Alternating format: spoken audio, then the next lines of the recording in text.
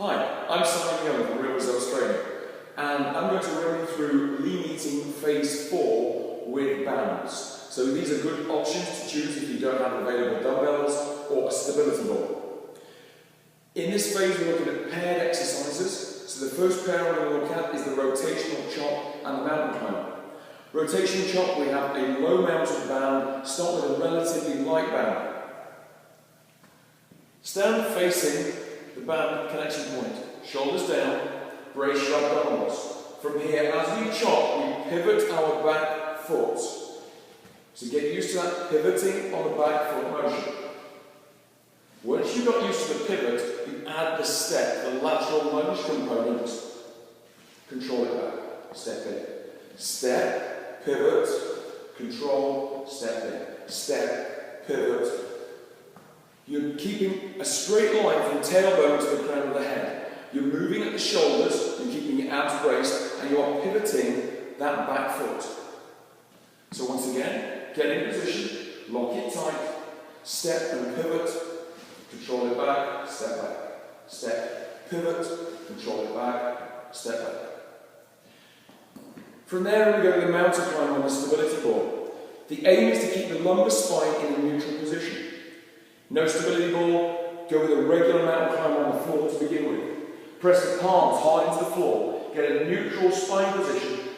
Slowly take the knee to underneath the hip, but do not bring it through to round, so just take it level to the hip. Control it back, same on the other side, control it back. You can progress this to increase your core stability by placing your lightest band over your lumbar spine. That instantly gives you feedback into the point where you want to collapse. Place it under the palms. Set your core. By that I mean for ladies it's trying to stop mid-P, that kind of deep down feeling, or like a Kegel exercise. Once you set the core, control the knee, control it back, control the knee, control it back. So that's your first pair. We're going to move to the next pair, which is the lateral lunge and the half kneeling press. With the lateral lunge, I've got a band mounted around about waist height. I step inside of my band and I put it on my hip bones. I'm going to get a little bit of tension to begin with. From there, I'm going to step out into my lateral lunge, pushing my hips back, loading this glute and this heel. I drive from that heel, I control it up. Push down and back, loading the hip and driving back. Make sure you're driving with that hip and the heel, but keep your back in a neutral position. So don't round to get the range of motion. The range comes from how far back you can push your hip into the wall behind. So you do your reps for each side, then you're going to go half kneeling press. The half kneeling press, we go into a nice 90 degree angle, knee under hip, ankle level with the knee. We have the band behind our shoulder. Lock the abdominals nice and tight, squeeze the glute on the back leg, press and control the hip. So I'm pressing to the corner of the room. That's a little easier on the shoulder. Then the closer I go to the pivot point, the more I can press upwards. Ideally, you're going to go with this more upright position, but make sure you get enough tension on your band to do so. If you don't have enough tension, simply put a safe knot in the band to shorten the band slightly so you have tension at the start point and tension at the end as well. Next, we're going to look at the pull through and the row. For this, I've got a fairly firm band mounted low down. On the pull through, we take a good strong stance, like a kettlebell swing. Feet are a good strong hip width apart, slight bend in the knees, and we're going to push our hips back towards the wall. Shoulders down, abs braced, driving through the heels, we stand. We push the hips back, and we step. You increase this by getting more tension on the band, but make sure you keep that neutral spine and drive through. Very important on the pull through you don't do what we call hyperextend. When you do this, you stand tall. You're squeezing your bum, pushing your heels into the floor, pulling the shoulders back. Hyperextension is when we do this unnatural arch. Avoid that at all costs. Your aim is to load your hips and glutes and hamstrings and to stand nice and tall. That gets paired with the row. Really simple with a heavy enough band. Sit on the floor, lean back, and row. Nice strong row.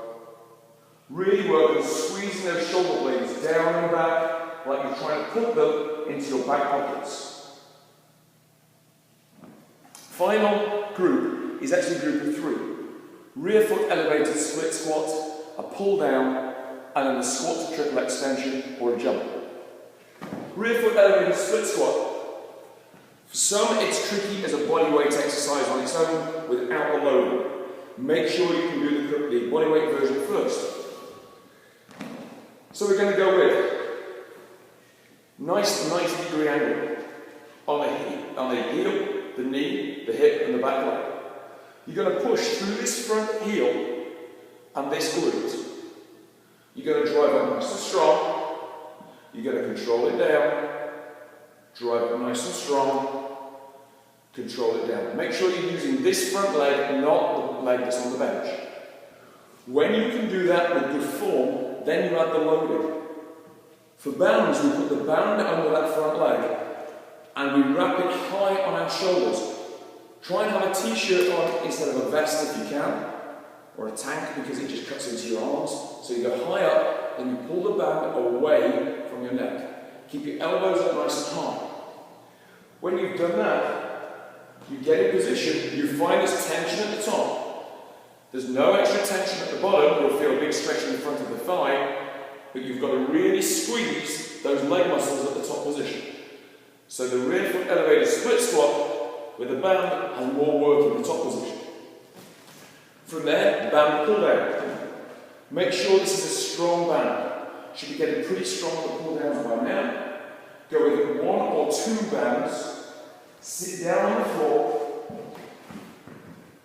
nice and tall, pull the shoulder blades down and back into the back pockets, and pull. Really squeeze those shoulder blades hard. Control it back up, pull down and back. Make sure you don't shrug your shoulders. Keep your shoulders away from your ears, really squeeze those back muscles on the pull down. When you finish, control it back up. Final one is the squat to triple extension for non-impact or progressing that into a jump.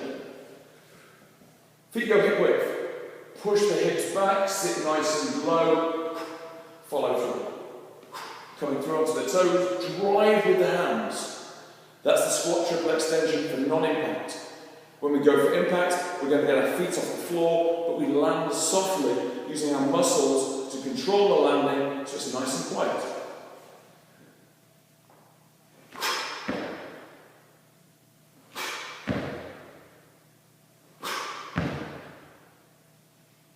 So that's your workout A with bands for lean eating phase 4.